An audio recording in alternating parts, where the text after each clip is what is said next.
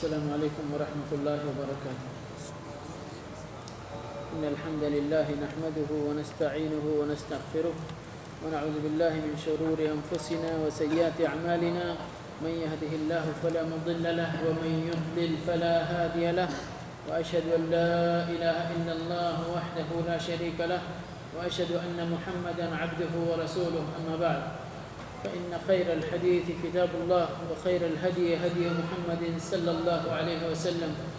وشر الأمور محدثاتها، وكل محدثة بدعة، وكل بدعة ضلالة، وكل ضلالة في النار. حمد و صلات کے بعد گفتگو جاری ہے ابھی مسافر کی نماز اور مریض کی نماز کی کیفیت کے سلسلے میں. انشاءاللہ آج کے اس درس میں کوشش کی جائے گی کہ یہ باب ختم ہو، اور اس کے بعد آئندہ جو باب ہے انشاءاللہ آئندہ درس کے لیے وہ جمعہ کی نماز کی کیفیات وغیرہ کے سلسلے میں ہے.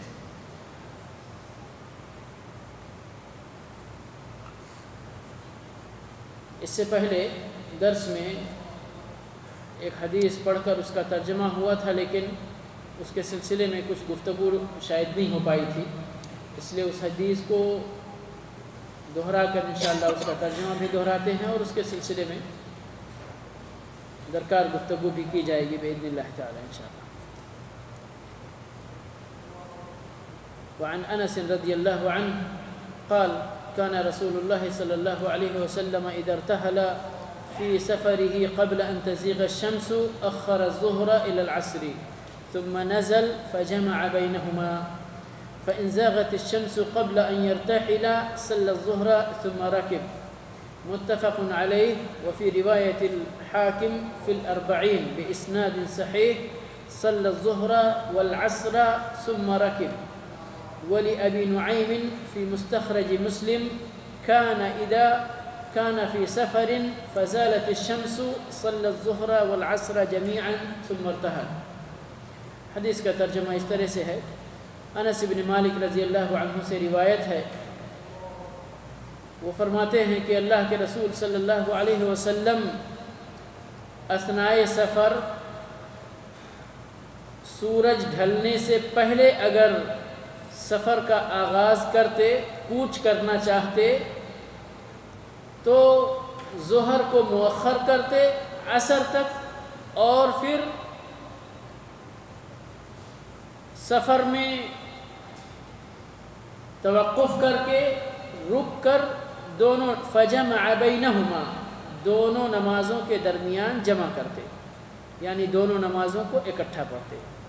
فإن زاغت الشمس قبل أن يرتحل، لیکن اگر کوچ کرنے سے پہلے، سفر کا آغاز کرنے سے پہلے سورج ڈھل جاتا تو صلی الظہر ثم رکب، تو آپ ظہر کی نماز ادا فرماتے اور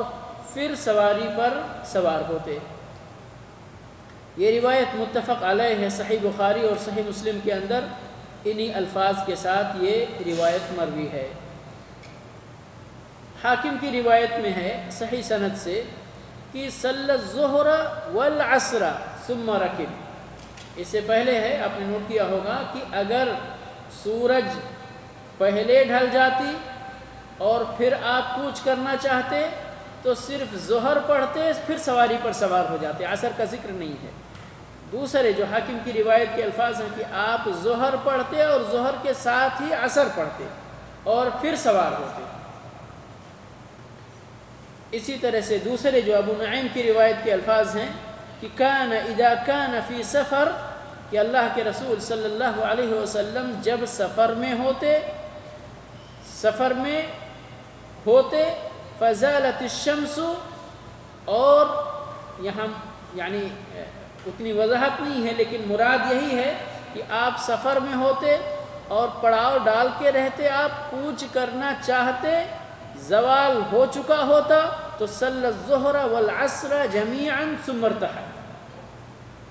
آپ ظہر اور عصر پڑھتے اور پھر آپ کوچ فرماتے،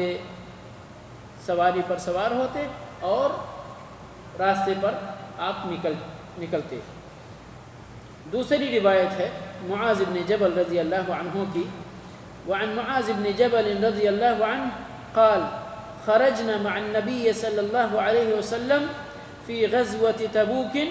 فكان يصلي الظهر والعصر جميعا والمغرب والعشاء جميعا رواه مسلم۔ معاذ بن جبل رضی اللہ عنہ سے روایت ہے، فرماتے ہیں کہ ہم اللہ کے رسول صلی اللہ علیہ وسلم کے ساتھ غزوہ تبوک میں نکلے، غزوہ تبوک میں نکلے، فَكَانَ يُصَلِّ الظُّهْرَ وَالْعَصْرَ جَمِيعًا، آپ صلی اللہ علیہ وسلم اس وقت سفر میں ہیں، اور یہ معاذ بن جبل رضی اللہ عنہ سفر میں آپ صلی اللہ علیہ وسلم کی نمازوں کی کیفیت بتلا رہے ہیں کہ کس طرح سے آپ نماز ادا فرماتے تھے۔ فرماتے ہیں یصلی الظہر والعصر جمیعا، اور جمیعا سے مراد یہاں جمعا ہے، یعنی کہ ظہر اور عصر کو آپ اکٹھا کر کے ادا فرماتے۔ اور کون سی نماز کو اکٹھا کرتے؟ والمغرب والعشاء جمیعا، اور مغرب کو اور عشاء کو اکٹھا کر کے ادا فرماتے۔ یہ روایت صحیح مسلم کی ہے۔ ان دونوں حدیثوں کو ملا دیجئے، گفتگو سفر کی نماز کے سلسلے میں گزر چکی ہے۔ سفر کس کو کہتے ہیں، اس کی مقدار کیا ہونی چاہیے، اس سلسلے میں یہاں یہ ہے کہ کیا ظہر اور عصر اور مغرب اور عشاء قصر کرنے کا معاملہ گزر چکا ہے، یہاں جمع کرنے کا سلسلہ ہے۔ جمع کرنے کے سلسلے میں کہ دونوں نمازوں کو اکٹھا پڑھ سکتے، کون کون سی نمازوں کو اکٹھا پڑھ سکتے، اکٹھا پڑھنے کی صورت کیا ہوگی، جمع تقدیم ہے یا جمع تاخیر ہے یا جمع سوری ہے، جیسا کہ بعض فقہاء کرام کا کہنا ہے۔ دونوں حدیثوں کو ملا دیجئے تو چند باتیں جو معلوم ہوتی ہیں اور اس کا فائدہ ہم کو حاصل ہوتا ہے، وہ یہ کہ جمع کی جانے والی نمازیں ظہر اور عصر ایک اور مغرب اور عشاء دو، یعنی ظہر یا عصر کو تاخیر کر کے مغرب اور عشاء کے وقت میں نہیں پڑھنا ہے، سمجھ گئے، یا مغرب اور عشاء کو تاخیر کر کے فجر کے وقت میں نہیں پڑھنا ہے، فجر کو تاخیر کر کے ظہر کے وقت میں نہیں پڑھنا ہے۔ کون کون سی نمازوں کو تاخیر یا تقدیم کر کے ادا کر سکتے؟ وہ جوڑے ظہر اور عصر کی نماز اور مغرب اور عشاء کی نماز، یہ تو پکی بات ہے کہ ظہر عشاء کو اکٹھا کر سکتے، مغرب اور ظہر اور عصر کو اکٹھا کر سکتے، مغرب اور عشاء کو اکٹھا کر سکتے، ٹھیک ہے۔ لیکن یہاں مختلف فی جو مسئلہ ہے وہ کیا، دونوں نمازوں کو اکٹھا کرنے کی صورت یہ ہوگی کہ ظہر کے وقت میں پڑھنا یا عصر کے وقت میں پڑھنا یا کہ درمیان میں پڑھنا، کیا طریقہ ہے؟ یہاں انشاءاللہ گفتگو اس سلسلے میں آگے آتی ہے۔ جو حدیث کے الفاظ ہیں اور مختلف روایتوں کو اکٹھا کرنے سے پتہ چلتا ہے وہ یہی ہے کہ جمع تقدیم اور جمع تاخیر دونوں جائز ہے، جمع تقدیم اور جمع تاخیر دونوں جائز ہے۔ جمع تقدیم کا مطلب کیا؟ ظہر کے وقت میں پہلے ظہر پڑھنا اور پھر عصر پڑھنا۔ کس وقت میں؟ ظہر کے وقت میں پہلے ظہر پھر عصر پڑھنا، ایک نمبر یہ ہو گئی جمع تقدیم۔ جمع تاخیر ظہر کو مؤخر کرنا، عصر کا وقت ہو جائے اس وقت پہلے ظہر پڑھنا اور پھر عصر پڑھنا، یہ ہے جمع تاخیر، یہ ہے جمع تاخیر۔ اسی طرح مغرب اور عشاء کے سلسلے میں مغرب کے وقت میں ہی پہلے مغرب پڑھنا پھر عشاء پڑھنا، ایک نمبر۔ نمبر دو، مغرب کو مؤخر کرنا یعنی تاخیر لیٹ کرنا یہاں تک کہ عشاء کا وقت ہو جائے، پہلے عشاء پڑھنا، عشاء کے وقت میں پہلے مغرب پڑھنا اور پھر عشاء پڑھنا۔ مغرب کے وقت میں پہلے مغرب پھر عشاء، یہ ہے مغرب عشاء کو جمع تقدیم کے ساتھ پڑھنا۔ مغرب کو مؤخر کر کے عشاء کے وقت میں پہلے مغرب پڑھنا پھر عشاء پڑھنا، اس کو کہتے ہیں جمع تاخیر، یعنی ایک نماز کو مؤخر کرنا اور دوسرے کے ساتھ اس کو جمع کر لینا۔ ٹھیک ہے، دونوں روایتوں کو جمع کر دیجئے تو حدیث کا جو فائدہ ہمارے سامنے آتا ہے وہ ان دونوں صورتوں کے جائز ہونے کا مسئلہ سامنے آتا ہے۔ فقہاء کرام کے اقوال کیا ہیں انشاءاللہ تھوڑی ہی دیر کے بعد باذن اللہ اس کے سلسلے میں انشاءاللہ گفتگو کی جائے گی۔ جمع کیوں کیا جاتا ہے؟ دو نمازوں کو جمع کیوں کیا جاتا ہے؟ یہ تو سفر کی حالت ہے، بغیر سفر کے بھی اللہ کے نبی صلی اللہ علیہ وسلم سے بعض صورتحال میں جائز ہے نمازوں کو جمع کرنا۔ وہ دوسری ضرورت کے تحت حتیٰ کہ بیماری کی صورتحال میں بھی بعض روایتوں سے یہ اشارہ ملتا ہے کہ دونوں نمازوں کو اکٹھا کر سکتے۔ مثال کے طور پر اللہ کے نبی صلی اللہ علیہ وسلم نے مستحاضہ عورت کو، خاتون جس کو MC کا خون جو ریگولر ہوتا ہے اس کے علاوہ یعنی غیر ریگولر جو خون کبھی بیماری کی وجہ سے ان کو لاحق ہوتا ہے، اس سلسلے میں آپ صلی اللہ علیہ وسلم نے ایک خاتون کو رہنمائی فرمائی کہ یا تو اس صورت میں ہر نماز کے لیے تازہ وضو کرو اور نماز ادا کرو، یا یہ کر سکتی ہو کہ ظہر اور عصر کو اکٹھا کرو، دونوں کے لیے ایک غسل کرو اور غسل کر کے دونوں کو ادا کرو، پھر مغرب اور عشاء کو اکٹھا کرو، غسل کرو اور غسل کر کے دونوں نمازوں کو اکٹھا کرو، اور اسی طرح سے فجر کے لیے سپریٹ غسل کرو، یعنی 24 گھنٹے میں کل 3 غسل سے 5 وقت کی نمازوں کو ادا کرنے کی رہنمائی آپ صلی اللہ علیہ وسلم نے فرمائی ہے۔ تو یہاں بھی اکٹھا کیا جا رہا ہے، کیوں؟ ایک استحاضہ کا خون کہتے ہیں ایک طرح کی بیماری ہے یہ جو خواتین کو لاحق ہوتی ہے ان کے یعنی MC کے سلسلے میں، تو یہ بھی ایک عذر ہے نمازوں کو جمع کرنے کے سلسلے میں۔ تو نمازوں کو جو یعنی دو نمازوں کو خاص طور پہ نمازوں کو جمع کرنے کے سلسلے میں یاد رکھیں، یہی صورتحال ہے، ظہر عصر میں، یا عصر کو مقدم کر کے ظہر میں، یا مغرب کو عشاء میں، یا عشاء کو مقدم کر کے مغرب میں۔ باقی فجر کو کسی کے ساتھ جمع نہیں کر سکتے، اور ظہر اور عصر کو اکٹھا کر کے مغرب کے بعد تک مؤخر نہیں کر سکتے، سمجھ گئے؟ اسی طرح مغرب اور عشاء کو مؤخر کر کے وہ ٹائم ختم ہو جائے فجر کے وقت میں نہیں، سمجھ گئے؟ تو جمع کرنے کی جو صورتیں ہیں ظہر اور عصر اور مغرب اور عشاء۔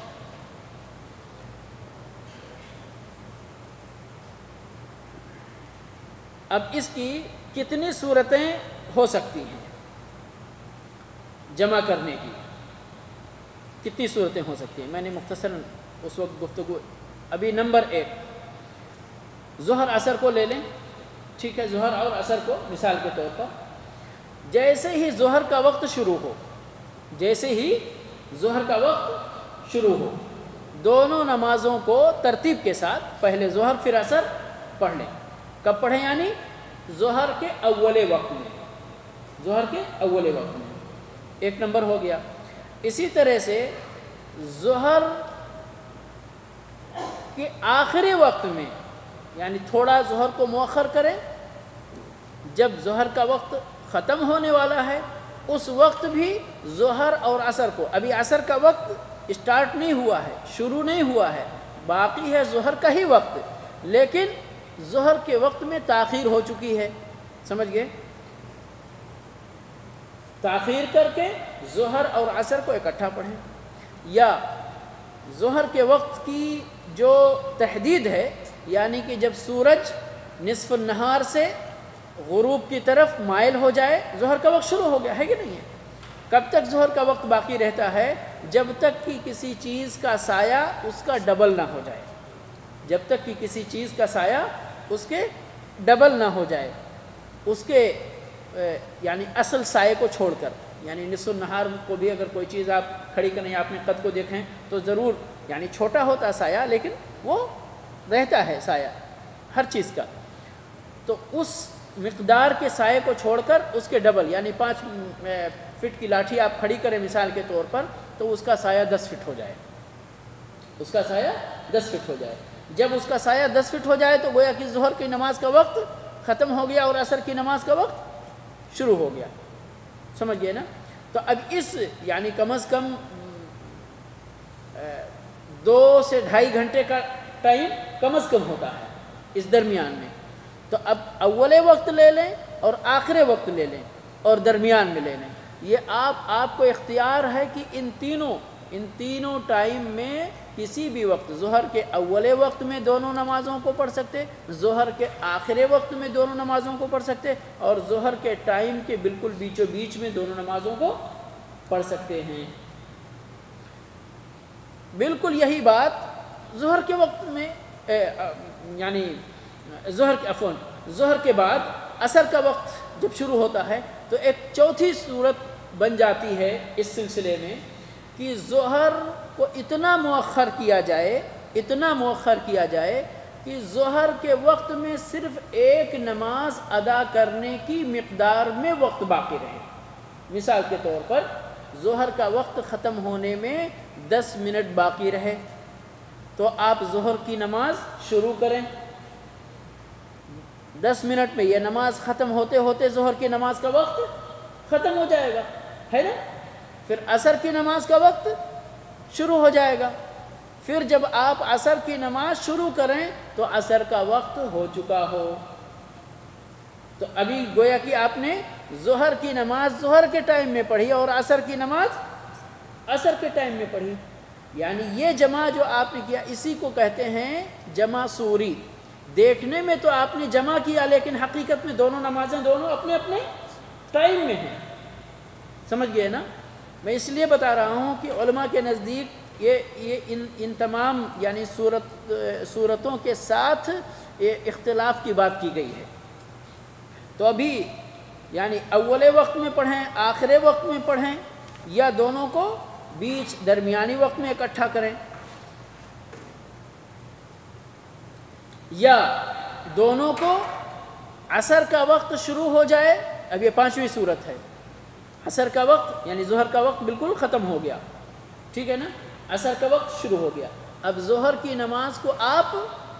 عصر کی نماز کے ابتدا میں اول وقت میں پڑھتے ہیں اور پھر پہلے ظہر پڑھتے ہیں پھر عصر پڑھتے ہیں۔ 5ویں صورت پھر سے ریپیٹ کرتا ہوں، ظہر عصر دونوں کو ظہر کے اول وقت میں پڑھیں، نمبر 1، ٹھیک ہے؟ ظہر عصر دونوں کو ظہر کے درمیانی وقت میں پڑھیں، نمبر 2، ظہر عصر دونوں نمازوں کو ظہر کے آخری وقت میں پڑھیں، نمبر 3، ظہر کو ظہر کے وقت میں پڑھیں آخری بالکل آخری لمحے میں، اور عصر کو عصر کا وقت شروع ہوتے ہی اول وقت میں پڑھیں، نمبر 4، ٹھیک ہے؟ نمبر 5 ظہر کا وقت بالکل ختم ہو جائے، عصر کا وقت شروع ہو جائے، شروع ہوتے ہی پہلے ظہر پڑھیں پھر عصر پڑھیں۔ کلیئر ہے نا 5 صورتیں انشاءاللہ؟ جی، یہ 5 صورتیں اسی طرح جائز ہیں، حتیٰ کہ اگر عصر کی نماز میں کچھ تھوڑا اور تاخیر بھی اول وقت میں بھی، حتیٰ کہ کچھ اور بھی ٹائم چلا جاتا ہے تو بھی آپ ظہر جب مؤخر کر رہے ہیں مؤخر کر کے اس کے ساتھ جمع کر سکتے ہیں۔ اس میں کوئی مطلب یہ فرق نہیں ہے۔ بہت سارے ہمارے بھائی یہ کہتے کہ جو مسئلہ ہے یہاں پر کہ ظہر کے وقت میں عصر کی نماز اور مغرب کے وقت میں عشاء کی نماز کیسے جائز ہوگی جبکہ ابھی دوسری نماز کا وقت نہیں ہوا ہے کہ نہیں؟ جب تک ابھی دوسری نماز کا وقت نہیں ہوا ہے تو وہ دوسری نماز کیسے پڑھنا جائز ہے؟ دراصل میرے بھائی اور دوستو، یہ شریعت جس پر نازل ہوئی ہے، ان الصلاۃ کانت علی المؤمنین کتابا موقوتا، اس آیت کے سب سے پہلے مخاطب کون ہیں؟ رسول اکرم صلی اللہ علیہ وسلم، صحیح ہے نا؟ اس کی تفسیر اور اس کی مراد اور اس کے تقاضے سے کیا کوئی شخص دنیا میں اللہ کے رسول صلی اللہ علیہ وسلم کے مقابلے میں زیادہ سمجھ سکتا ہے؟ کوئی ہے تصور کر سکتے؟ نہیں۔ قرآن کی تفسیر، قرآن کا مفہوم، قرآنی آیتوں سے مراد سب سے بہتر، چونکہ آپ صلی اللہ علیہ وسلم کو اسی بات کے لیے مبعوث فرمایا گیا تھا کہ آپ کی طرف جو اللہ کے احکام نازل ہوتے ہیں پہلے خود سمجھیں اور پھر اپنے امت کو سمجھائیں اور اس پر عمل کر کے پریکٹیکلی آپ لوگوں کے سامنے پیش کر دیں تاکہ امت کے لوگوں کو اس پر عمل کرنے میں کسی طرح کی دقت اور پریشانی محسوس نہ ہو۔ اللہ کے نبی صلی اللہ علیہ وسلم نے یہ مختلف صورتیں گویا کی اپنی امت کے سامنے پیش کر دیا، اور ان صورتوں کے اندر ان الصلاۃ کانت علی المؤمنین کتابا موقوتا کے خلاف کوئی چیز نہیں ہے۔ کیوں؟ اس لیے کہ دراصل یہ دین یسر ہے، یعنی آسانی کا دین ہے، تکلیف اور مشقت کا دین نہیں ہے۔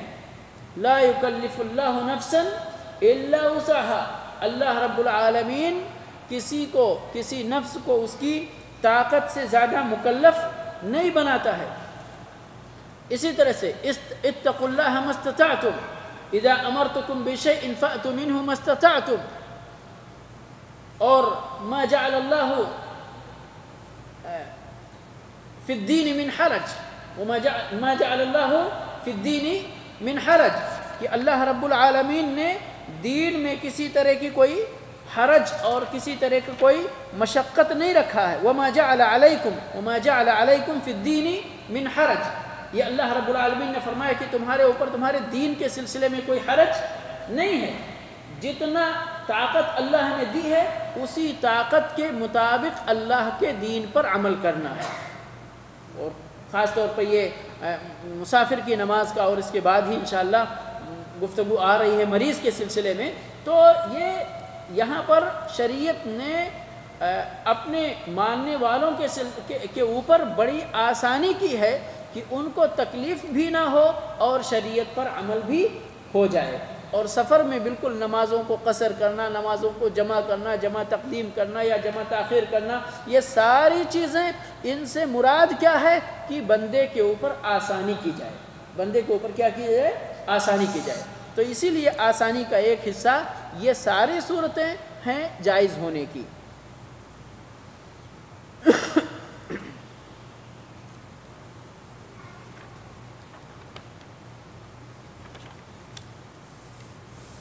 یہاں اس سلسلے میں جو علماء کرام کا اختلاف ہے اس سے جمہور کا قول، جمہور علماء کا، جس میں امام شافعی رحمۃ اللہ علیہ اور امام احمد بن حنبل رحمۃ اللہ علیہ اور ان کے ساتھ بھی اور مزید علماء، وہ سارے کے سارے علماء کہتے ہیں جمع تقدیم اور جمع تاخیر دونوں جائز ہے۔ یعنی ظہر کو عصر کے وقت میں تاخیر کر کے پڑھو یا عصر کو ظہر کے وقت میں تقدیم کر کے پڑھو، مغرب کو عشاء کی نماز میں عشاء کے وقت میں تاخیر کر کے پڑھو یا عشاء کو مغرب کے وقت میں تقدیم کر کے پڑھو، دونوں چیزیں جائز ہیں بلا کسی حرج۔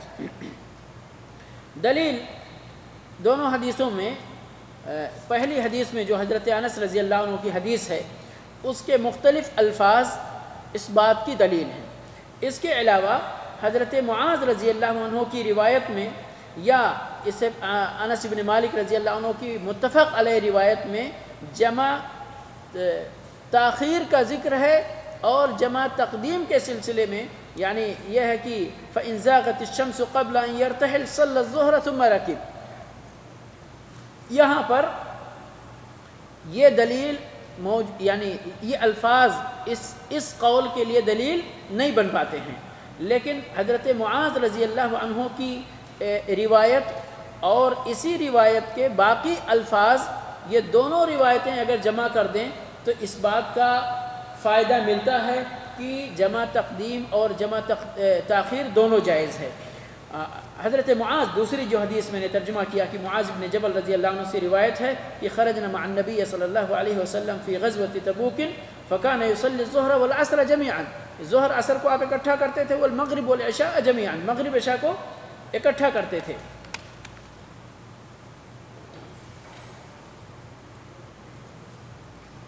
ترمذی میں ایک روایت ہے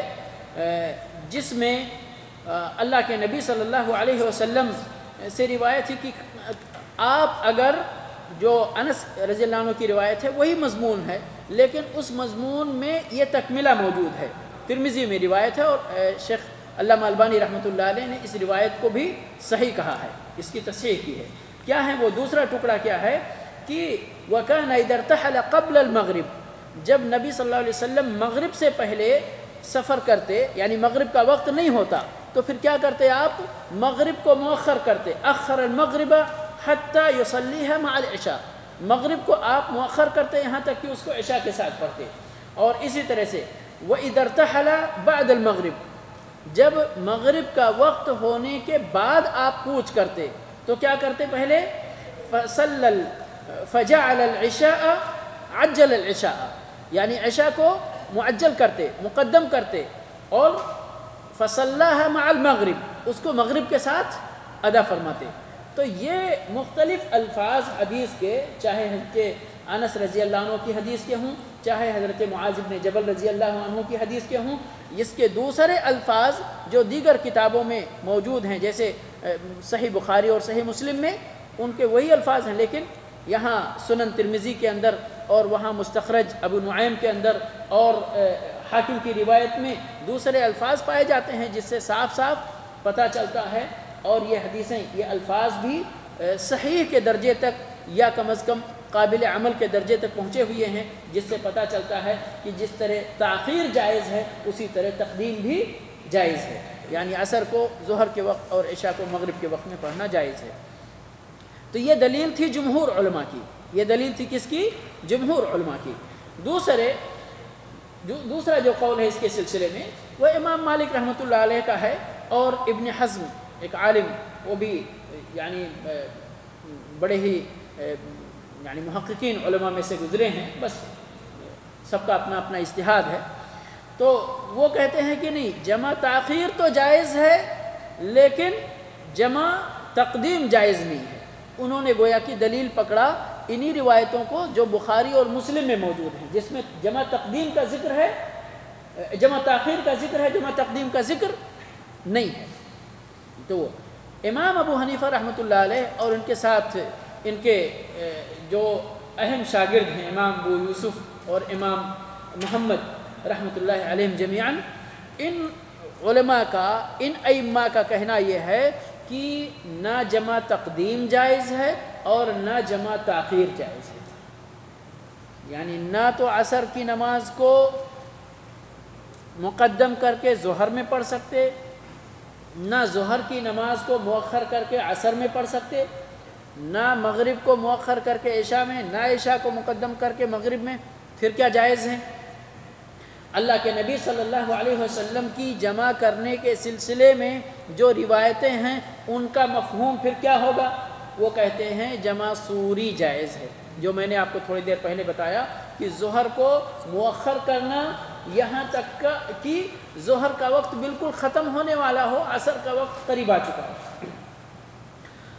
تو کیا کرنا؟ ظہر کی نماز ظہر کے وقت میں پڑھنا، اور اتنی دیر میں ظہر کا وقت ختم ہو جائے گا، عصر کا وقت شروع ہو چکا ہوگا، پھر عصر کی نماز عصر کے وقت میں پڑھنا۔ اسی طرح کا معاملہ مغرب اور عشاء میں بھی، کہ مغرب کو مؤخر کرنا یہاں تک کہ مغرب کا وقت بالکل ختم ہونے والا ہو،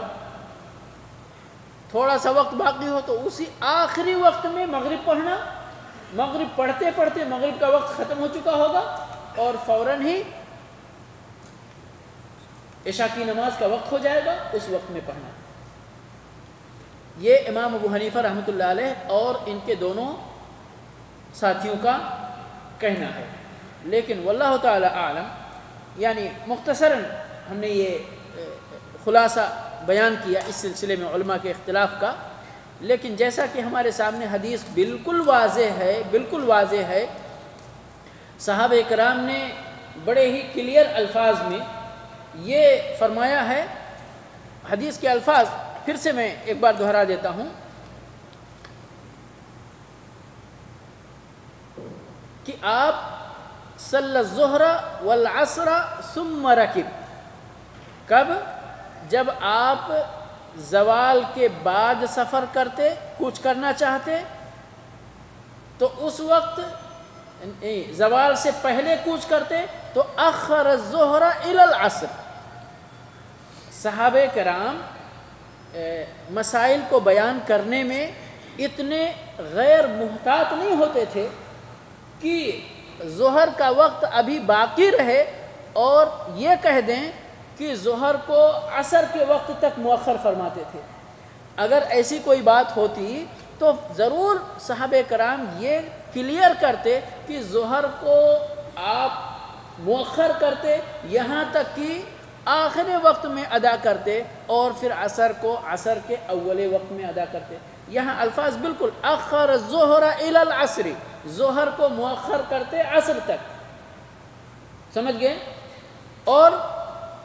ثم نزل فجمع بینہما، پھر آپ اتر کر نماز ادا کرتے دونوں کو اکٹھا۔ اور اگر زالت الشمس، اگر جو ہے زوال ہو چکا ہوتا تو پہلے آپ ظہر پڑھتے، صلی الظہر والعصر جمیعا۔ یہاں اس میں کوئی کسی شبہ کی بات رہ جاتی ہے کہ جب آپ سفر میں ہوتے اور کوچ کرنا چاہتے، زوال ہو چکا ہوتا، زوال کی بات ہو رہی ہے صرف، اور یقیناً جب زوال کی بات ہے تو عصر کا وقت تو ابھی بہت دور ہے نا، عصر کا وقت ابھی بہت دور ہے۔ زوال کا وقت ہو جاتا اور آپ کوچ کرنا چاہتے تو صلی الظہر والعصر جمیعا ثم ارتحل، تو آپ ظہر پڑھتے اور اسی وقت عصر پڑھتے اور پھر کوچ کرتے۔ تو یعنی حدیث کے الفاظ بہت ہی واضح ہیں، جس میں یعنی کسی طرح کی شبہ کی گنجائش نہیں ہے، کسی طرح کی شبہ کی گنجائش نہیں ہے کہ یہ کہا جائے کہ یہ جمع سوری ہے۔ اور تمام علماء نے،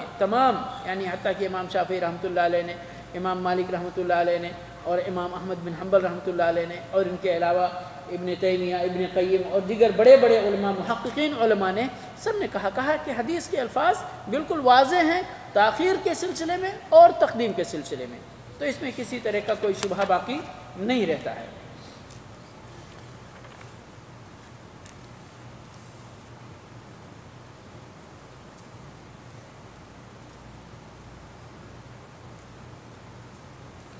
اس میں جو میں نے تھوڑی دیر پہلے اشارہ کیا تھا کہ دراصل یہ ضرورت کے تحت جمع کا کام یہ صرف یعنی سفر کے ساتھ خاص نہیں ہے، یعنی ظہر کو عصر کے ساتھ ملانا، مغرب کو عشاء کے ساتھ ملانا پہلے یا بعد میں، یہ ملانا دراصل سفر کے ساتھ خاص نہیں ہے، بلکہ اللہ کے نبی صلی اللہ علیہ وسلم سے بارش والی راتوں میں مغرب اور عشاء کی نماز کو، جیسا کہ یہاں کبھی کبھی دیکھنے میں آتا ہے اور بہت سارے ہمارے بھائی اعتراض بھی کرتے ہیں، دراصل یہ سنت ہمارے یہاں پائی ہی نہیں جاتی ہے، ہمارے ہندو پاک کے اندر اس پر بالکل بھی عمل نہیں ہے کہ اگر بارش ہو، یعنی زبردست بارش بھی ہوتی ہے پھر بھی اس سنت پر عمل نہیں کرتے، اور یہاں کبھی کبھی اس کے برخلاف نظر آتا ہے کہ بہت ہلکی بارش بھی ہو جاتی ہے تو بھی عمل کر لیتے ہیں۔ دراصل وہ کوتاہی اور یہ مبالغہ دونوں نہیں ہونا چاہیے۔ جب واقعی بارش ایسی ہو کہ جس میں لوگوں کو مسجد تک پہنچنے میں مشقت ہو تو یقیناً یہ رخصت ہے، اس سے فائدہ اٹھانا چاہیے، لیکن اس کو بہانہ بنا کر چھٹی لینا نہیں، یہ صحیح نہیں ہے، سمجھ گئے؟ تو نہ اس کنارے کھڑے ہوں اور نہ اس کنارے کھڑے ہوں، بلکہ بیچ کا راستہ، درمیان کا راستہ جو درست اور صحیح راستہ ہے کہ جب تیز بارش ہو، طوفانی بارش ہو، پریشانی اور مشقت کی صورتحال ہو تو پھر دونوں نمازوں کو جمع کر کے لوگوں کو مشقت سے بچایا جائے۔ لیکن تھوڑی سی چھینٹے پڑ جائیں تھوڑے سے اور یہ کہا جائے کہ نہیں دونوں کو نمازوں کو اکٹھا کر لیا جائے، تو میں سمجھتا ہوں شاید اس سنت کے عمل کرنے میں کچھ مبالغہ سے کام لیا جاتا ہے، تو دونوں چیزیں نہیں ہونی چاہیے۔ لیکن میں عرض یہ کر رہا تھا کہ جمع کرنے کے لیے صرف سفر ہی عذر نہیں ہے، بلکہ سفر کے علاوہ بھی چیزیں ہیں۔ ضرورت کے وقت آپ صلی اللہ علیہ وسلم سے ثابت ہے کہ آپ جمع کرتے تھے۔ اسی طرح سے صحیح بخاری کے اندر ایک روایت ہے کہ بعض حالات میں آپ صلی اللہ علیہ وسلم نے مغرب اور عشاء اکٹھا کیا ہے۔ کیسے؟ من غیر خوف ولا مطر ولا سفر، نہ بارش کی حالت ہے، نہ خوف لڑائی اور جنگ کی حالت ہے، اور نہ ہی سفر کی حالت ہے، تو کسی حالت نہیں۔ علماء نے اس کو غالباً محمول کیا ہے کہ بیماری کی وجہ سے، بیماری کی وجہ سے کہ آپ صلی اللہ علیہ وسلم نے ہو سکتا ہے آپ کو نقاہت محسوس ہوئی ہو، کمزوری محسوس ہوئی ہو، آپ کی صحت ناساز رہی ہو، تو آپ نے یہ جمع۔ لیکن حدیث میں اس کی وضاحت، حتیٰ کہ بیماری کی بھی وضاحت نہیں ہے کہ بعض حالات میں، بعض اوقات میں، تو بعض علماء نے اس چیز کو لیا کہ یہ بیماری پر نہیں، بلکہ خود نبی صلی اللہ علیہ وسلم نے بسا اوقات ایک بار ہی صحیح زندگی میں آپ نے کر کے یہ ثابت کر دیا امت کے لیے کہ اگر کبھی بہت ایمرجنسی کی صورت میں انسان پڑ گیا ہے اور بغیر سفر کے، بغیر بارش کے، بغیر کسی وجہ سے بھی جمع کرنے کی حالت میں آ جاتا ہے، تو انشاءاللہ کوئی حرج اس کے لیے نہیں ہے۔ یعنی یہ امت کے لیے ایک مزید آسانی کی دلیل اللہ کے نبی صلی اللہ علیہ وسلم نے فراہم کر دی ہے اس حدیث کے ذریعے۔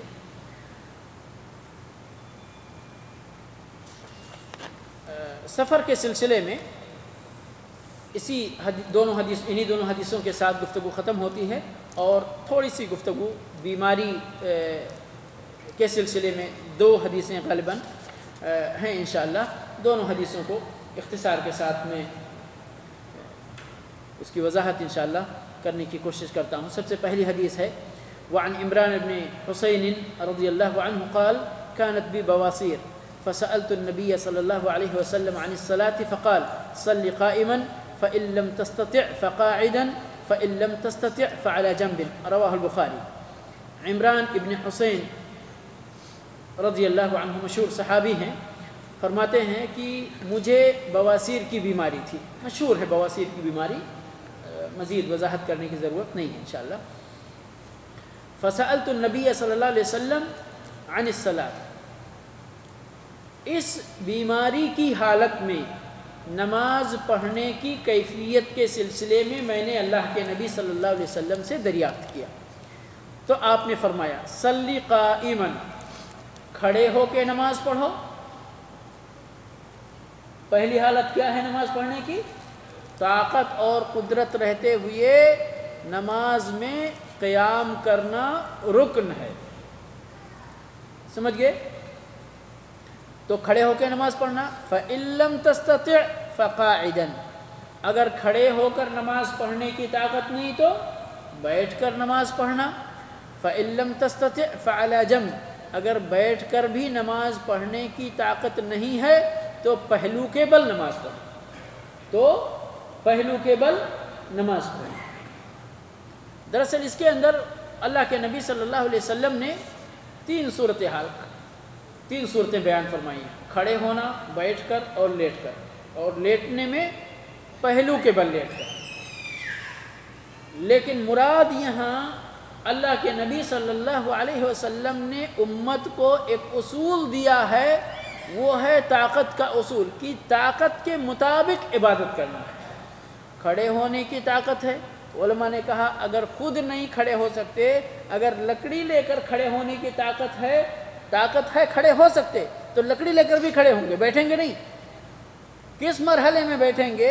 جس مرحلے میں یہ ہوگا کہ کھڑے ہونے کی طاقت بالکل نہیں۔ اسی طرح جب کھڑے ہونے کی طاقت سے بندہ بالکل عاجز، تو پھر بیٹھنے کے نمبر پہ آ جائے گا، ٹھیک ہے۔ اب بیٹھ کر، جیسا کہ آپ لوگ آج دیکھتے ہیں کرسی پر نماز پڑھتے ہیں لوگ، ٹھیک ہے، اگر کرسی پر بھی کوئی نہیں بیٹھ سکتا تو نیچے بیٹھے گا فرش پر، کوئی مشکل نہیں ہے، سمجھ گئے۔ ویسے بھی نہیں بیٹھ سکتا ہے تو لیٹ کر اپنی طاقت آزمائے گا کہ پہلو کے بل لیٹ سکتا ہے کہ نہیں۔ اگر لیٹ سکتا ہے تو پہلو کے بل ہی لیٹے گا کہ حدیث میں موجود ہے پہلو کے بل لیٹنے کی بات،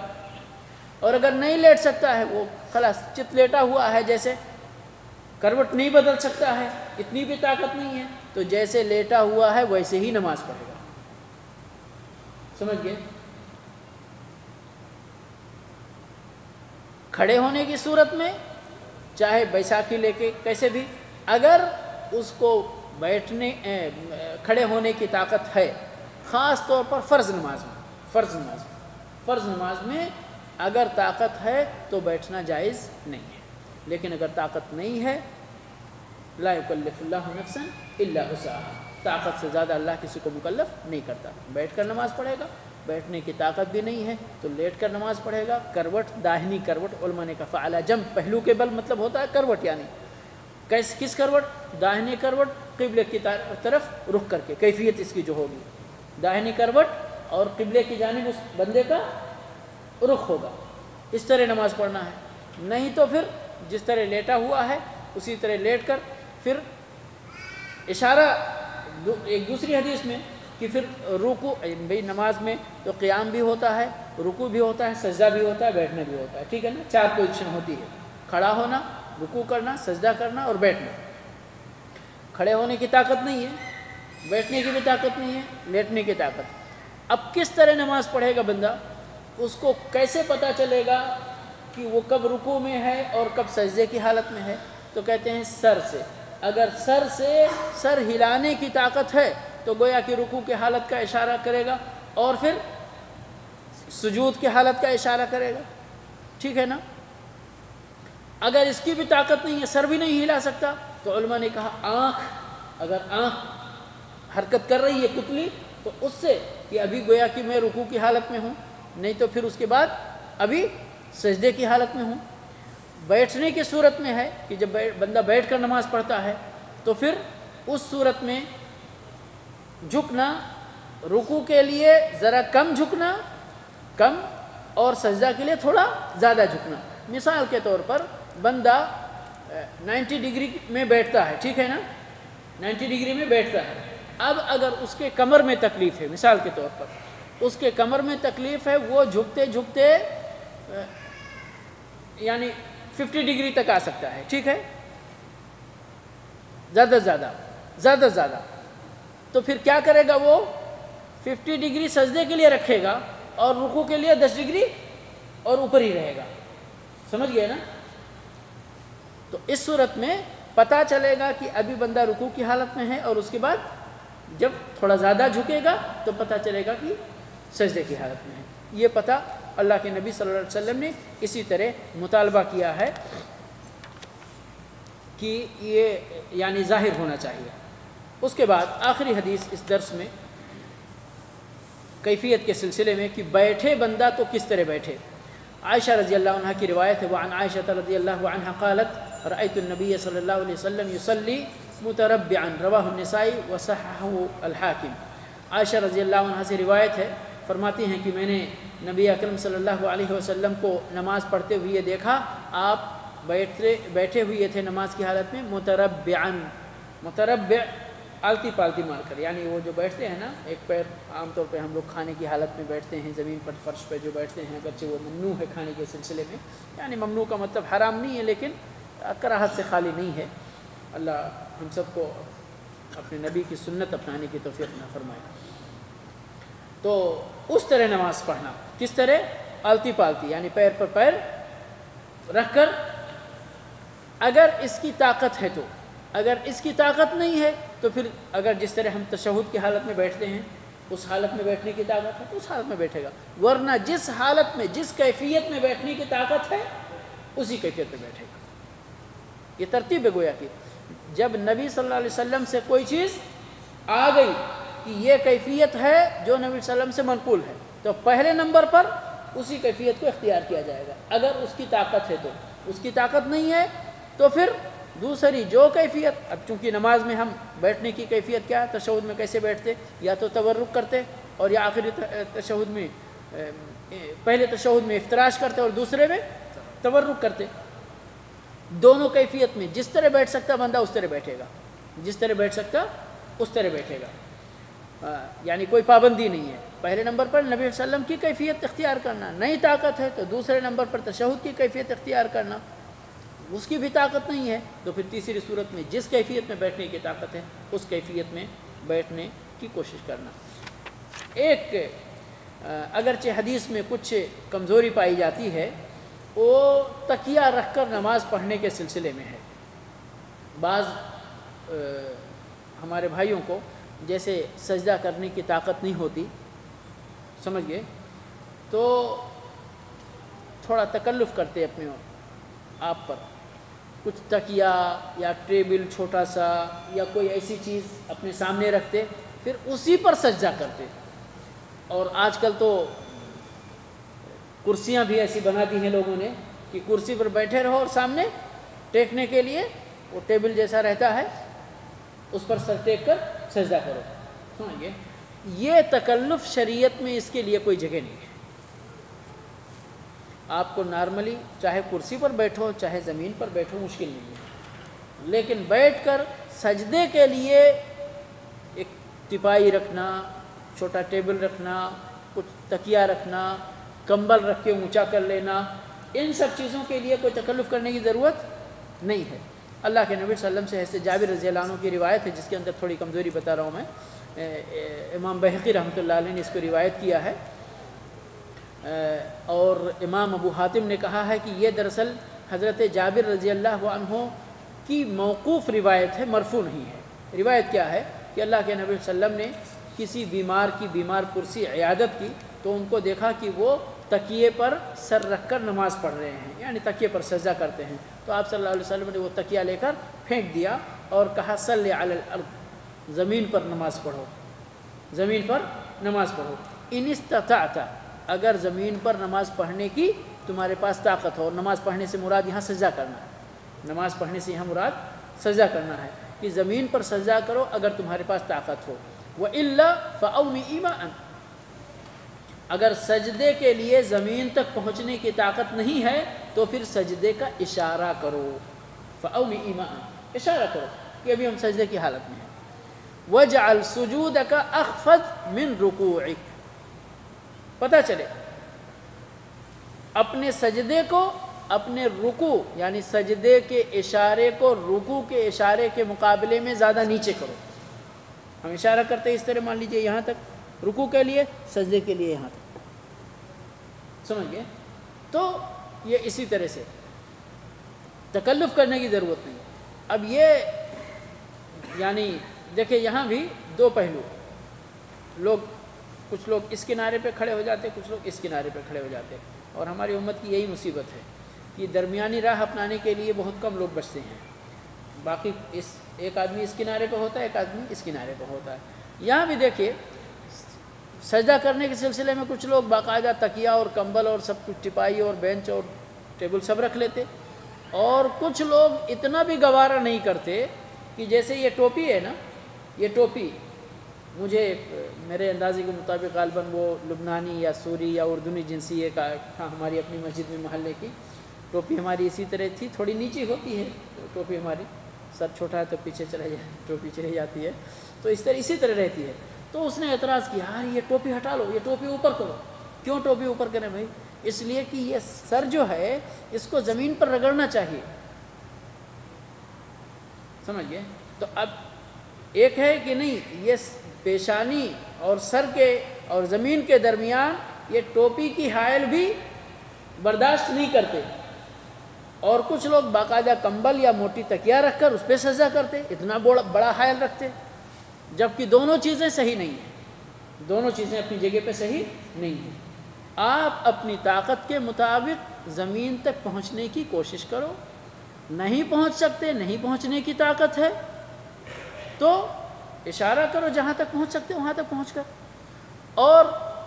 ایسا بھی نہیں، اگر ایسا ہو تو پھر یہ فرش کو کیا کریں گے؟ اتنی موٹی فرش اور آپ کے اور زمین کے بیچ میں حائل ہے، مصلی رکھ لیتے، سجادہ رکھ لیتے ہیں، ہے کہ نہیں ہے؟ تو یہ تکلف نہیں ہے۔ اور اگر اسی طرح دیکھا جائے، عقلی گھوڑا دوڑایا جائے، تو پھر چھت کے دوسرے منزل پہ تو نماز ہی نہیں پڑھ سکتے، اس لیے کہ زمین سے بہت دور آدمی لٹکا ہوا ہے کہ نہیں؟ تو یہ سب چیزیں نہیں ہیں شریعت کے اندر، بالکل سادگی ہے، واللہ بہت سادگی ہے شریعت کے اندر، بہت سادگی ہے۔ اور اسی لیے جو انسان سادگی اختیار کرتا ہے شریعت میں، آسانی اپناتا ہے، اللہ کے نبی صلی اللہ علیہ وسلم کے بارے میں آتا ہے کہ اگر آپ کو یعنی کوئی گناہ کا کام نہیں ہو تو آپ کو دو جائز کاموں کے درمیان اگر اختیار دیا جاتا تو آپ اس کام کو اختیار کرتے جس کے اندر آسانی ہوتی تھی۔ الا اختار ایسرہما، آپ دونوں کاموں میں سے کون سا کام اختیار کرتے جس کے اندر آسانی ہو، جس کے اندر سہولت ہو، جس کے اندر مشقت نہ ہو، تو ہم کو بھی وہی اختیار کرنا چاہیے۔ اور ایک حدیث میں اللہ کے نبی صلی اللہ علیہ وسلم فرمائے ہلک المتنطعون، متنطع کہتے ہیں ہر چیز میں سختی اختیار کرنا۔ نہیں، نبی صلی اللہ علیہ وسلم نے ایسا فرمایا نہیں، ایسا نہیں ہو سکتا، ہم کو ایسے ہی کرنا پڑے گا، ایسے ہی ہوگا، یعنی اپنے اوپر سختی اختیار کرنا۔ ایک حدیث میں اللہ کے نبی صلی اللہ علیہ وسلم فرماتے ہیں کہ لن یشاد الدین احد الا غلبہ، دین کے اندر کوئی بھی شخص جب سختی اختیار کرتا ہے تو دین اس پر غالب آ جاتا ہے، دین اس پر غالب آ جاتا ہے۔ یہودیوں کا جو اللہ کے نبی صلی اللہ علیہ وسلم نے بیان فرمایا ہے کہ یہودیوں کا یہی تھا، وہ مبالغہ یعنی طہارت کے سلسلے میں اور بہت ساری چیزوں میں سختی کرتے تھے، اور بہت ساری چیزوں میں وہ بالکل لاپرواہی کرتے تھے، سمجھ گئے؟ تو ہم کو نہ لاپرواہی کا پہلو اختیار کرنا چاہیے، نہ مبالغہ آرائی اور تشدد کا پہلو اختیار کرنا چاہیے، ہم کو بیچ میں رہنا چاہیے، درمیان میں۔ اور یہی سب سے بہترین راستہ ہے، درمیانی راستہ، بیچ کا راستہ، ہر چیز میں۔ آپ دنیا کے معاملے میں بھی اللہ نے قرآن کریم کے اندر خرچ کرنے کے جو ہماری زندگی سے لگتا ہوا مسئلہ جو ہے، آپ دیکھیں گے بہت سارے لوگ یعنی اتنا ادھر سیلری آئی، ادھر 10 دن بھی نہیں گزرا اور پوری سیلری ختم ہو جاتی ہے، پھر کیا ہوتا؟ مشکل ہوتی ان کو۔ اور ایک آدمی ہے سیلری آتی ہے تو سوچتا ہے مہینہ ختم ہو جائے، 1 ریال بھی ہمارا خرچ نہیں ہو تو بڑا اچھا ہوگا۔ تو یہ دونوں الگ الگ ہیں اور دونوں معیوب ہیں، یاد رکھیں، شریعت کے اندر دونوں معیوب ہیں۔ جو بخیل بالکل شحیح ہوتا ہے وہ بھی معیوب ہے، اور جو شخص بالکل دونوں ہاتھ کھول کے رکھتا ہے وہ بھی معیوب ہے۔ صحیح کیا ہے، درست کیا ہے؟ درمیانی، ضرورت کے مطابق، بغیر اسراف کے، بغیر تبذیر کے آپ خرچ کرو، لیکن بالکل دونوں ہاتھ بند کر کے بھی نہیں یہ نہ۔ تو دین کے اندر ساری چیزوں کے اندر ہمیشہ اعتدال پسندی، یہی ہمارے اس دین کی سب سے بڑی خوبی اور خصوصیت ہے۔ اور ہمارے نبی صلی اللہ علیہ وسلم کہ آپ کی سنت کے اندر بھی اگر آپ دیکھیں گے تو آپ کو ہر مسئلے کے اندر اعتدال پسندی اور راہ اعتدال ملے گا آپ کو۔ انہی چند باتوں کے ساتھ میں اپنی گفتگو انشاءاللہ ختم کرتے ہوئے اللہ رب العالمین سے دعا کرتا ہوں کہ پروردگار ہمیں اپنے دین کے سلسلے میں سمجھ عطا فرمائے، فقہ عطا فرمائے، حق کو حق سمجھنے اور اس کو اپنانے کی توفیق عطا فرمائے، باطل کو باطل سمجھنے اور اس سے دور رہنے کی توفیق بخشے۔ وآخر دعوانا الحمدللہ رب العالمین وصلی اللہ علی نبینا محمد وعلی آلہ وصحبہ اجمعین۔ انشاءاللہ آئندہ دروس صلاۃ الجمعہ کے سلسلے میں ہوں گے باذن اللہ تعالی انشاءاللہ۔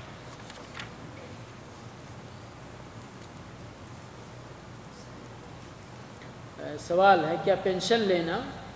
قرآن و حدیث سے جائز ہے؟ دیکھیے، پینشن کے سلسلے میں یعنی شریعت کا جو مسئلہ ہے، دراصل شریعت میں اصول آئے ہوئے ہیں، اصول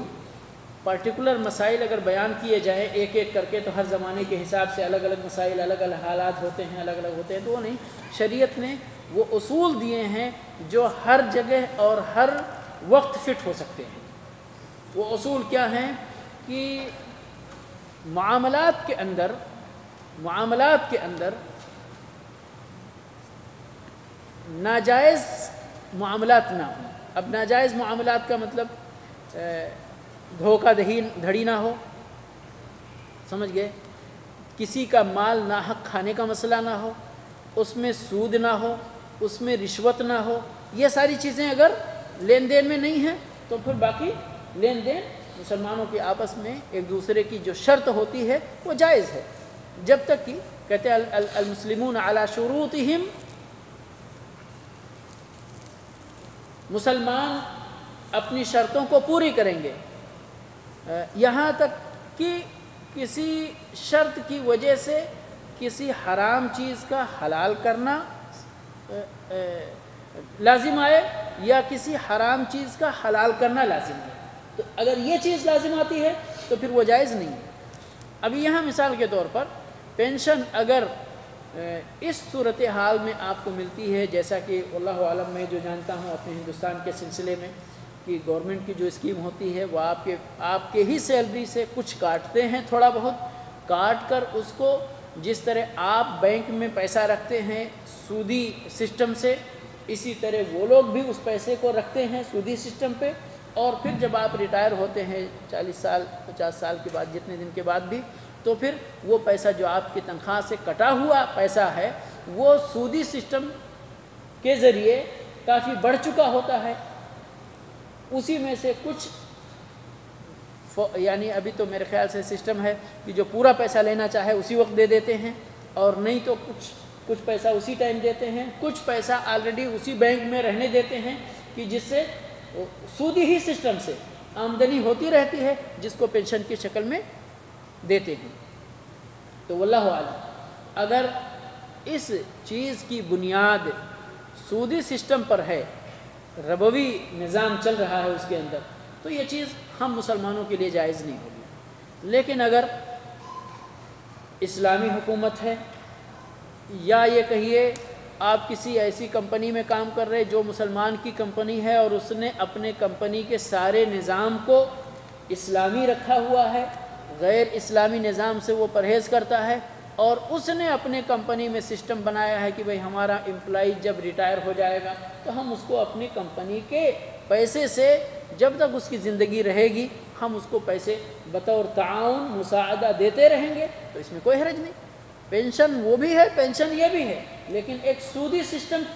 بیسڈ ہے اور ایک سودی سسٹم بیسڈ نہیں ہے،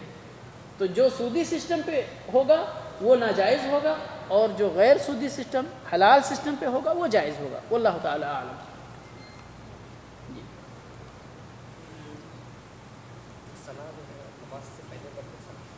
نماز سے پہلے نہیں، نماز میں پہلے پڑھتے ہیں۔ جی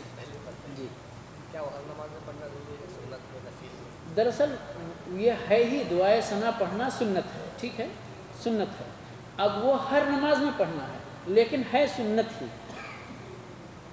واجب نہیں ہے، فرض نہیں ہے، رکن نہیں ہے، کیا ہے؟ سنت ہے۔ فرض میں بھی وہ سنت ہی ہے اور سنت میں بھی سنت ہی ہے، ٹھیک ہے نا؟ جی، اب یہ آپ کا سوال دوسرا ہے، میں اس سے پہلے بھی نمازوں کے سلسلے میں جب درس ہوا ہے تو میں نے بتایا رکن کا مطلب یہ ہے کہ اگر رکن چھوٹ جائے تو بغیر اس رکن کے دہرائے نماز مکمل نہیں ہے، صحیح نہیں ہے، ٹھیک ہے؟ اگر کسی نے رکن چھوڑ دیا اور بھول گیا اور لمبا ٹائم ہو گیا تو اس پوری نماز کو اس کو دہرانا ہے، یعنی نماز کے کل کاموں کو 3 کیٹیگریوں میں بانٹا گیا ہے، رکن یا فرض اسی کو بولتے ہیں، اس کے بعد واجب ہے، اس کے بعد سنت ہے، ٹھیک ہے نا؟ تو رکن کا یہ ہو گیا کہ رکن چھوٹ جائے تو نماز مکمل نہیں، واجب اگر چھوٹ جائے تو سجدے سہو کے ذریعے اس کا تدارک کیا جاتا ہے، سنت اگر چھوٹ جائے تو نہ سجدے سہو کرنے کی ضرورت ہے اور نہ اس سے آپ کی نماز پہ کوئی فرق پڑتا ہے، لیکن چھوڑنا نہیں چاہیے جان بوجھ کر، بھول کر چھوٹ جائے تو اللہ معاف فرماتا ہے۔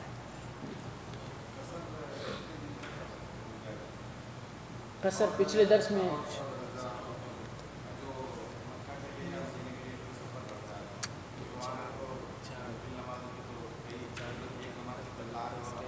جی جی جی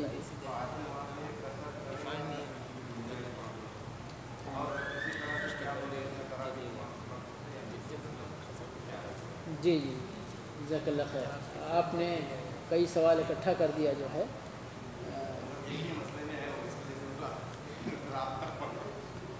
جی جی، دراصل سفر کی مدت کے سلسلے میں پچھلا درس کافی تفصیل سے ہوا ہے، اور جس کا خلاصہ میں نے دو قول کی بنیاد پر کیا، اور دونوں کے سلسلے میں نے یعنی اپنا کوئی ڈیسیزن نہیں دیا، بلکہ صرف اس طرف میرا میلان ہوتا ہے کہ جو امام احمد بن حنبل اور حنابلہ کی بھی رائے ہے، اور بھی بہت سارے علماء کی یہ رائے ہے کہ اگر 4 دن سے زیادہ، 4 دن سے میں نے سفر کی تقسیم کی تھی پری پلان اور بغیر پلان کے، ٹھیک ہے، اگر پری پلانڈ ہے سفر اور اس میں ہے کہ آپ فلاں جگہ 4 دن سے زیادہ رہیں گے تو وہاں پر نماز کو پوری پڑھنا ہے، اور اگر پلاننگ نہیں ہے تو آپ 1 دن کر کے، 2 دن کر کے، 3 دن کر کے، 1 سال رہ جائیں، 6 مہینہ رہ جائیں، تو آپ کو قصر کرنے کا حق ہے، کیونکہ آپ کا فیصلہ نہیں ہوا ابھی کب آپ کو نکلنا ہے، اور 1 دن کر کے یہ مدت بڑھتی رہے تو اس میں کوئی حرج نہیں، آپ کر سکتے ہیں، ٹھیک ہے۔ رہی بات مکہ اور مدینہ کے اندر، تو مکہ اور مدینہ کے اندر بھی مسئلہ وہی ہے کہ اگر 4 دن سے زیادہ آپ کا عزم ہے رہنے کا تو نماز پوری پڑھیے، ٹھیک ہے، اور اسی میں یہ احتیاطی پہلو بھی ہے، اور اگر 4 دن سے کم آپ رہ رہے ہیں یا فکس پلان نہیں ہے، اور اس صورت میں آپ 10 دن رہ جاتے ہیں، 15 دن رہ جاتے ہیں، تو جب تک آپ رہتے ہیں آپ قصر نماز پڑھیں، ٹھیک ہے، قصر نماز پڑھیں۔ رہی بات قصر نماز پڑھنے کے ساتھ ساتھ آپ نوافل پڑھ سکتے ہیں کہ نہیں، ٹھیک ہے نا، حرمین کی فضیلت جیسے آپ نے کہا کہ وہاں پہ زیادہ ثواب ملتا ہے، تو یقیناً آپ فرض قصر پڑھیں، یہ اللہ کی طرف سے رخصت ہے، اس کو حاصل کریں، اور سنن جو موقدہ ہیں، ٹھیک ہے، وہ موقدہ آپ یعنی فجر کی سنت موقدہ کو چھوڑ کر اور وتر کی سنت موقدہ کو چھوڑ کر، ٹھیک ہے، وتر کے بارے میں اگرچہ اختلاف ہے واجب اور سنت موقدہ میں، لیکن المہم فجر کی سنت اور وتر کی سنت، یہ 2 سنت چھوڑ کر باقی سنن رواتب آپ نہ پڑھیں تو یہ اسی قصر کی رخصت کو اپنانے کا ایک حصہ ہے، یہ مسئلہ اسی طرح واضح ہے، ٹھیک ہے۔ اس کے بعد بچتی ہیں دیگر نوافل، آپ چاشت کی نماز پڑھیں نہ پڑھیں، قیام اللیل پڑھیں نہ پڑھیں، اشراق پڑھیں نہ پڑھیں، ٹھیک ہے نا، تہجد پڑھیں نہ، یہ ساری نمازیں آپ پڑھ سکتے ہیں حج کے ایام کو چھوڑ کر، کہ آپ صلی اللہ علیہ وسلم نے مزدلفہ کے میدان میں حتیٰ کہ وتر کی نماز بھی آپ نے نہیں پڑھی تھی، سمجھئے، نہ فجر کی سنت پڑھی تھی، تو وہ چھوڑ کر باقی آپ مکہ میں ہیں، مدینہ میں ہیں، یہ تو یعنی ایسے نوافل ہو گئے، اشراق، چاشت، تہجد، جو آپ صلی اللہ علیہ وسلم پڑھتے تھے، اور یہ مطلب یہ ہے کہ متعین اور محدد نوافل ہیں۔ دیگر جو اوپن ہیں نوافل، کہ جب بھی آپ کے دل میں نافل پڑھنے کا، آپ نے وضو کیا اور آپ کے دل میں وہ ہو گیا کہ ابھی میں 2 رکعت نماز پڑھنا چاہتا ہوں اللہ تعالیٰ کے لیے، اوپن ہے آپ کے لیے، سمجھئے جی۔ اور کوئی سوال؟ ہاں جی، نہیں، بعد میں اس کو قضا کرنے کا نہیں ہے، سوائے فجر کی سنت کے، اور باقی کسی سنت کے بارے میں قضا کرنے کا ثبوت نہیں ملتا ہے، سمجھئے، آپ حرص کریں، پہلے پہنچیں، پہلے پڑھیں، نہیں تو چھوٹ گئی تو اللہ سے استغفار، اللہ ہم سب کی مغفرت فرمائے، کوتاہیاں بہت ہیں جی۔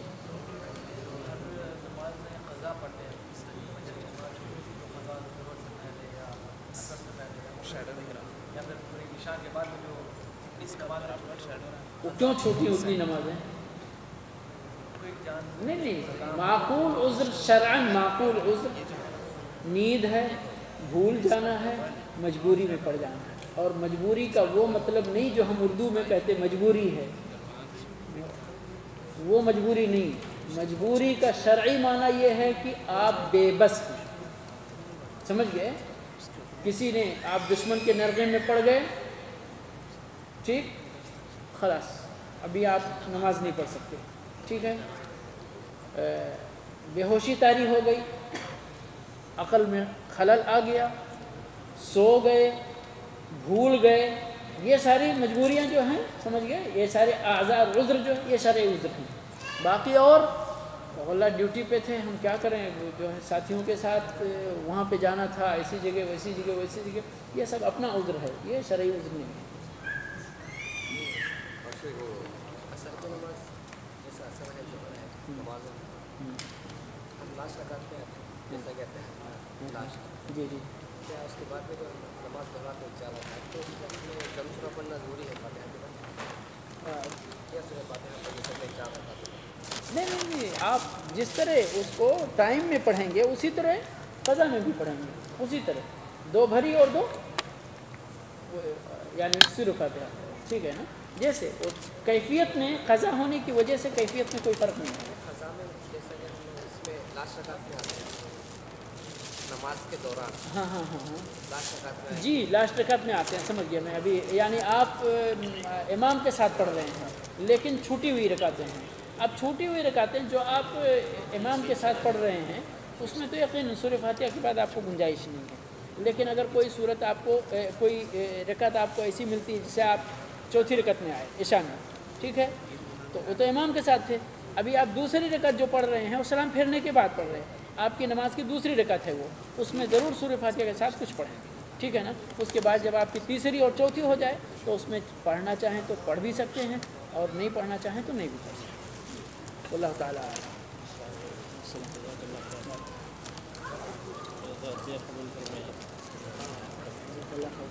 کچھ خاص مناسبت ہے یا